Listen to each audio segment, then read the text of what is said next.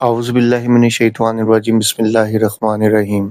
دیکھیں، تاریخ کے سب سے پہلے دہشت گرد اور تخریب کار ابو لولو مجوسی تھے، جنہوں نے امیر المومنین عمر فاروق رضی اللہ تعالیٰ عنہ کو شہید کیا۔ دوسرے دہشت گرد اور تخریب کار امیر المومنین عثمان غنی رضی اللہ تعالیٰ عنہ کو شہید کرنے والے تھے، اور تیسرے دہشت گرد اور تخریب کار ابن ملجم تھے، جنہوں نے امیر المومنین علی رضی اللہ تعالیٰ عنہ کو شہید کیا۔ اور چوتھے کوفہ والے تھے، جنہوں نے حضرت امام حسین رضی اللہ تعالیٰ عنہ کو بہانے سے بلوایا اور بلوا کر شہید کروا دیا۔ اور اس کے بعد یہ سلسلہ چلتا ہوا حسن صبا تک پہنچا۔ پھر اس کے بعد حسن صبا اپنے گھروں کے ساتھ، اپنے حشاشین کے ساتھ آگے بڑھے، اور انہوں نے اس علم کو نیچے نہیں گرنے دیا۔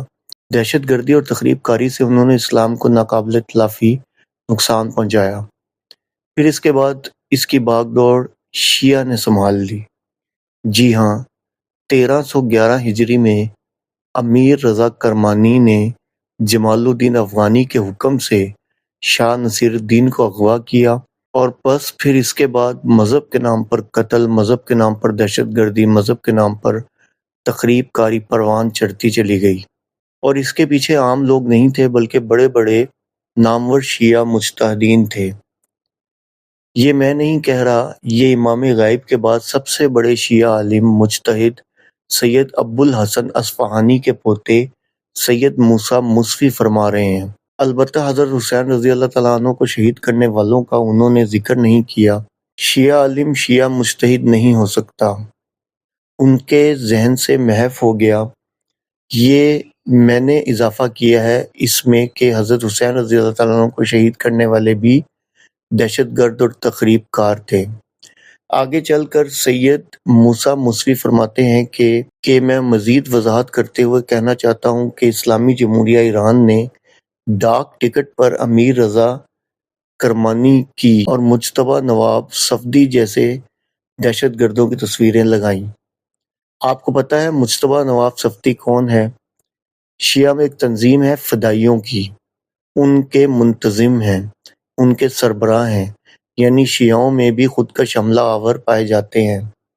تو شیخ موسیٰ موسوی فرماتے ہیں کہ یہ نفسیاتی چالیں چلتے ہیں، جوان خون کو لیتے ہیں، ان کے جذبات برنگیختہ کرتے ہیں، انہیں موٹی موٹی آنکھوں والی حوروں کا لالچ دیتے ہیں اور انہیں آگے جھونک دیتے ہیں اپنے مذموم مقاصد کے لیے۔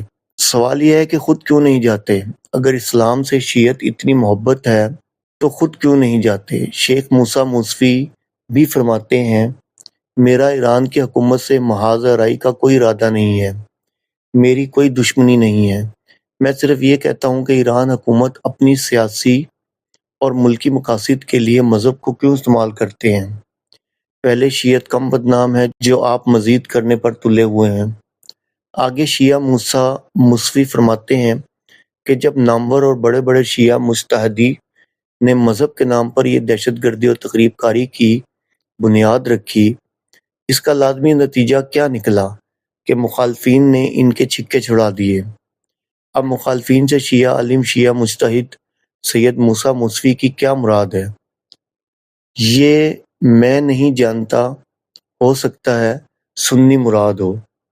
انہوں نے فرمایا کہ 100 سال میں شیعہ نے جتنے مخالفین کے لوگ مارے ہیں، مخالفین نے 6 سالوں میں اس سے زیادہ شیعہ ٹھکانے لگا دیے۔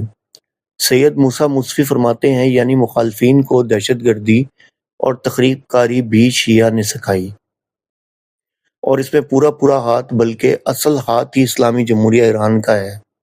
وہ اپنے ملکی اور سیاسی مقاصد کے لیے مذہب شیعہ کو استعمال کرتے تھے۔ شیعہ عالم شیعہ مجتہد فرماتے ہیں کہ میں اسلامی جمہوریہ ایران سے التماس کرتا ہوں کہ ایسی بدتمیزی دوبارہ نہ کریں جس سے مذہب شیعہ پر حرف آتا ہو۔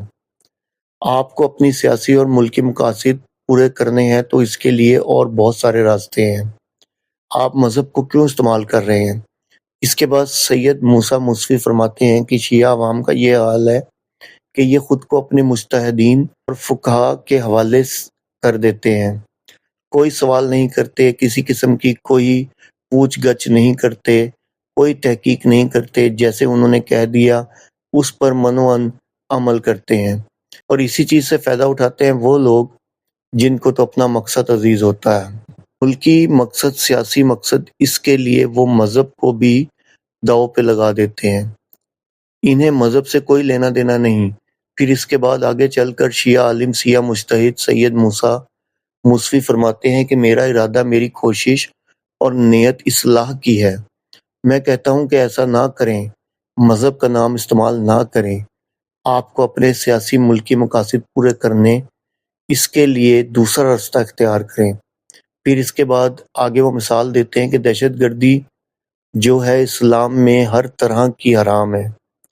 اب دیکھنے والے کیا سمجھتے ہیں کہ شاید اسلام ان کو ایسی دہشت گردی یا تخریب کاری سکھا رہا ہے، اس سے اسلام، شیعت تو شیعت، اسلام کے دوسرے فرقے وہ بھی بدنام ہوتے ہیں۔ وآخر دعوانا الحمدللہ رب العالمین۔